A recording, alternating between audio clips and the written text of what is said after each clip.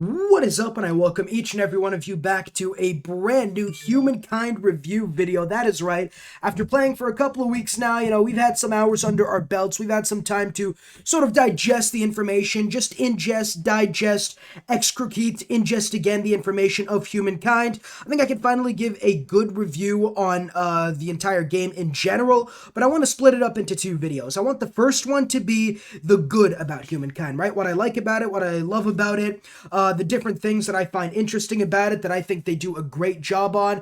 And then in a couple days, I want to do the bad on what me pretty much criticizing the entire game, I guess. So, yeah, this is going to be the HK, the good review for Humankind, what I love about it. And that's about enough for an intro for now. Let's get started with number one. This out of the way really quick. The combat system is absolutely amazing. I don't want to spend too much time on this because I've been talking about the combat system since I first opened the game, since I first started playing around the Victor Open Beta. I want to focus more on the other tips for the combat system. The fact that you can have your own armies, you have to be really strategic with where you place your units. You need to have reinforcements. You could bring in reinforcements to a battle. The goal being more of a strategic point, taking the enemy flag, killing units secondary. I like that. I also like the fact that your population has to become units. So if you build units, you're going to lose population. So you kind of have to choose, do you want to be militaristic or do you want to be a more of an economy-focused, agrarian type of civilization? So I really love the way they've just made the combat system in general, the way they've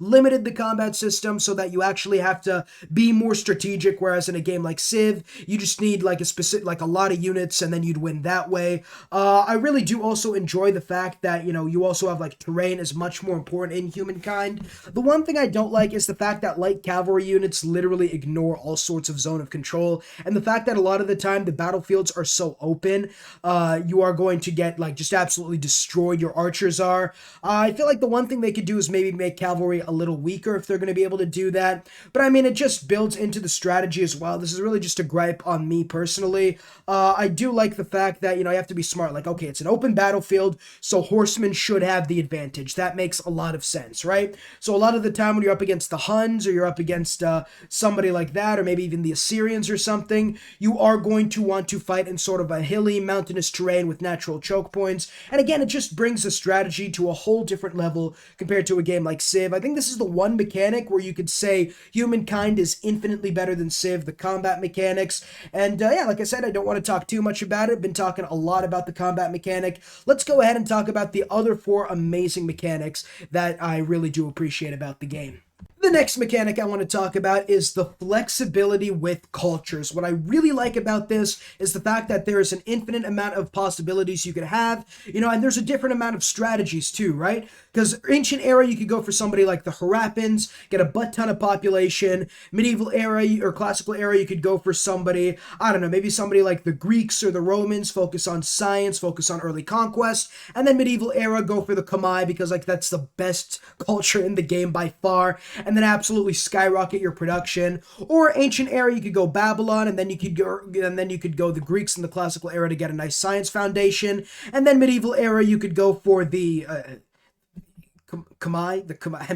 I don't know, maybe even the Egyptians to get some food going on. But what my point is, you could go for an agrarian into production into science, or science into agrarian into production, or production into science into agrarian. There are a large amount of different ways you could set up your game, and the flexibility of strategies also helps you change different strategies depending on how the map plays out. For example, if your enemies are all expansionist and militaristic, you might want to build some early defense, so you might want to switch to a militaristic Civ, whereas in a game like Civ 6, you play Gandhi, you want a peaceful game, you get Montezuma to the south, you get the, I don't even know, you get just Alexander to the north. You get all these militaristic civs, and you're kind of screwed because you don't have a lot of defense. Maybe as Gandhi you do, but as someone like Eleanor or something like that, you won't really have too much defense. But I like the flexibility in this strategy, and if there's nobody nearby, you could always just go a production or an agrarian civ and focus on infrastructure. There are a different amount of ways you could play depending on how the map is progressing and what culture you want to play with during this period. So I do like the flexibility you have with changing your strategies on the fly immediately. Oh my god. That's okay. Shut up, phone. But I like the new ringtone. But yeah, there are a different number of ways you could play cultures, and I really do enjoy the flexibility you have depending on how your game is going. The third thing I like about Humankind is the multiple ways you have to end a game. All the game, at the end of the game, it depends on a fame victory, right? It's essentially a score victory. You get era stars, you build wonders, you get things that give you fame, and whoever has the most amount of fame at the end of the game wins. Now, in a standard game, the turn limit is 500. After 500, you're done. But there are different ways to end a game immediately. You could launch a Mars expedition to end the game. You could have a nuclear wasteland or pollution to make the planet unfit for life. Or you could just go ahead and wipe out everybody. There are multiple ways to end a game. So the way you could do this is if you have like a super big lead in the, I don't know, maybe in the industrial or modern era or whatever, you could go ahead and be like, screw it, I don't want to play anymore. Build a bunch of pollution anywhere, build a bunch of factories everywhere, and literally tank the planet and win the game that way. Or if you're very far behind, you can be like, okay, I'm going to go ahead and go for the Mars expedition because it's going to take me a while. Or maybe you go for like a domination and try to take out everybody. I like the different amount of ways you can end the game. It really does appeal to me.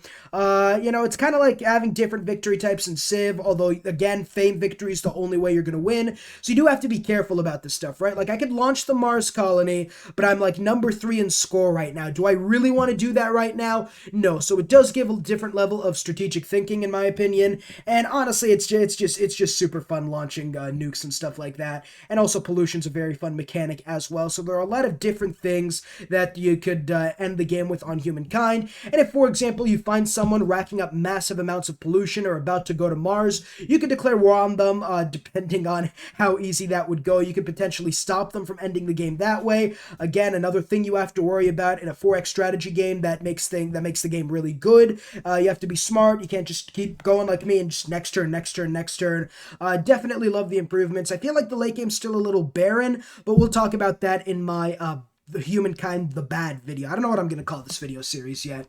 The next thing I like about this game is the wonder system. I'm going to keep this brief because there really isn't too much to talk about. I love the fact that you use influence to secure a wonder and then you can build it at your own time. And by the wonder system, I also mean the sort of monument or just sort of collective building system where you can have multiple cities working on one specific wonder or holy site or anything like that. I really do think that's a really, really good idea, having multiple civs work that way. And also the fact that you are going to be able to secure wonders so that nobody else can build them is absolutely amazing. I love that. You're not going to waste 50 turns building the Petra and then last second the enemy comes and steals it. No. You are going to be able to secure your thing and you're going to know exactly what you are going to get, and you can start building, which makes things a lot less risky. I guess you're going to be able to build wonders without worrying about other civs building them. I like it. Also gives another way to use influence because quite honestly, after you settle most of your cities early game and all the tiles are pretty much munched up, influence isn't as important until you could start merging cities. So also having something to spend influence on besides civics in wonders is definitely a step in the right direction. I just love the wonder system in general. What else can I say? Let's move on to the final system, being the city cap system. And the final thing we have to talk about is the city cap system. I just love this because it doesn't prevent you from expanding, but it limits you. Now, the city caps, you automatically have 2 cities maximum you could build before losing influence. Early game, that influence loss could be catastrophic, so you really don't want to go over that cap.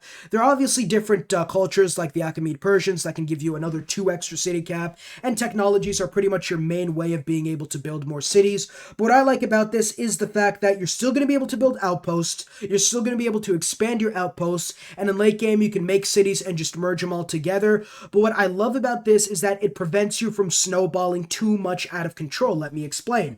Now in a game like Civ, if you build 20-25 cities, it's game over, GG well played, let's all go home, you're going to win that game.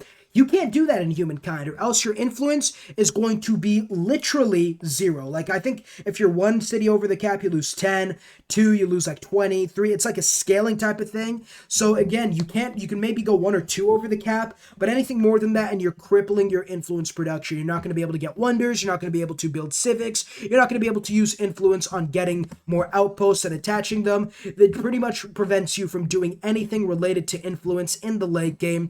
Now, this is good because, again, it prevents you from expand. Like, if you go ahead and take out an enemy culture and now you have 5 or 6 cities, that's 3 or 4 more than anybody else has, and you're just going to snowball the game out of control.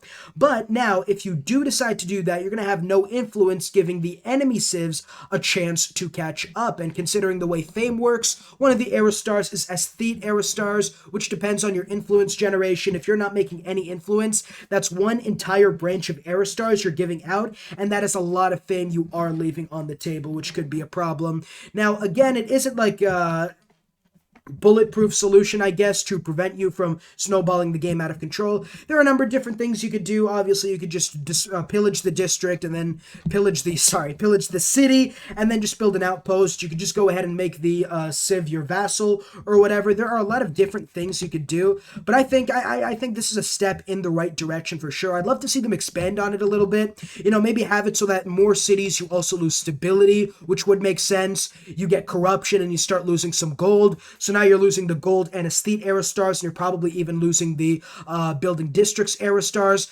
Have more things on the city cap system so that it really just behooves you. Like, you want to go 1 or 2 over the city cap, that's fine. But like, especially in the late game when you don't really need influence as much anymore, and you're making a lot more influence as well, the city cap system isn't as stringent late game as it needs to be. I'd love to see them add, maybe starting in the medieval era or the classical era or something, you lose a lot more different things. You know, maybe money, maybe building districts, stability, losing units maybe get disbanded or something like that if you're over the city limit. Again, that would help prevent snowballing even further, and this game in general does a pretty decent job at preventing the snowball in general, so we do have to give them credit for that.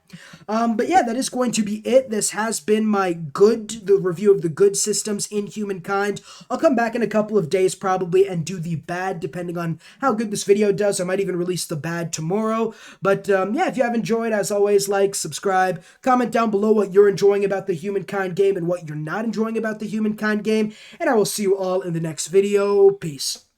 Huge shout out to my members: Cash Christian, Ben Ownby, John Blair, Jackson Perez, Polaris Gaming, Empyreum, Adam Mester, Jeff Utzler, Kim Cosmos. A really special shout out to my Oh My God subscribers, Robert and Overflow of Amenities.